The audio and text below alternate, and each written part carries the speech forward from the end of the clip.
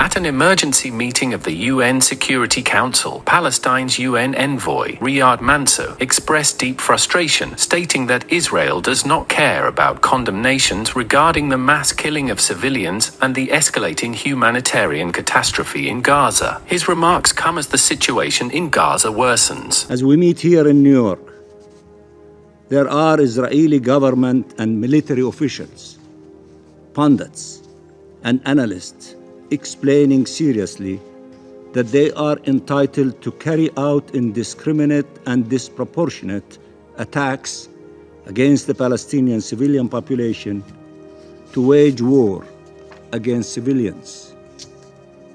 They explain that starvation is a legitimate weapon of war.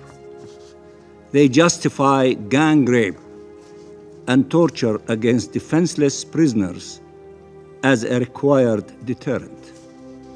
And this is not a theoretical exercise. This is what Israel is imposing against millions of Palestinians, no man, woman, or child spared. You demand Israel to stop killing civilians as a Security Council, but it targets them in their shelters and tents. You demand Israel to allow food and medicine in, but it ensures that famine and diseases spread.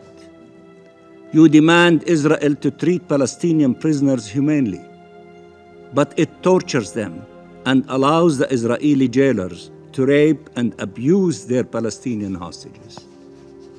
You call on it to stop its settlements, but it rapidly accelerates its colonization of Palestinian land. You urge Israel to uphold the historic status quo at the holy sites, but its ministers and settlers desecrate the Al-Haram al-Sharif each time more openly and provocatively. So let me state the obvious. Israel does not care about your condemnations. Let me repeat. Israel does not care about your condemnations. It dismisses your resolutions. It does not even listen to your debates. Their representative will be playing with his iPhone while you are talking.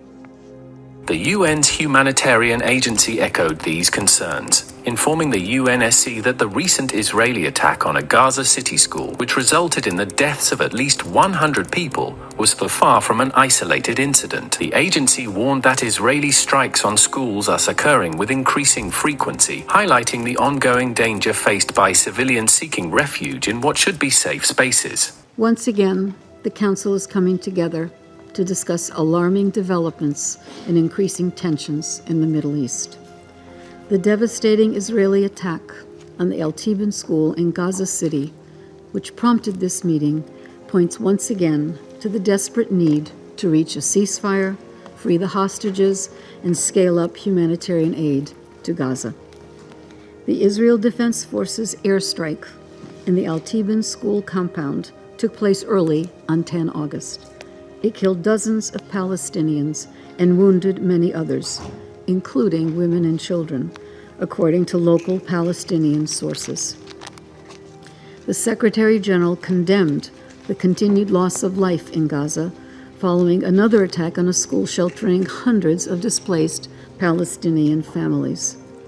According to Israel, the IDF targeted a Hamas command center and a mosque inside the school compound and killed at least 31 Hamas and Palestinian Islamic Jihad fighters.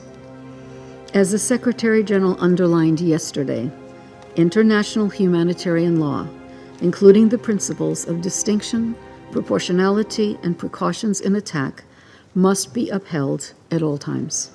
Amid the escalating violence, Israel's military has ordered Palestinians to evacuate more areas of the heavily damaged Khan Yunis, signaling preparations for intensified military action. The warnings come as part of Israel's broader strategy to expand its operations in Gaza, further displacing thousands of civilians. In a controversial move, the United States approved more than $20 billion in new weapons sales to Israel, despite mounting calls from the international community to halt arms deliveries due to the staggering Palestinian civilian death toll. As the war on Gaza continues, the human cost remains devastating, with at least 39,929 people killed and 92,240 wounded.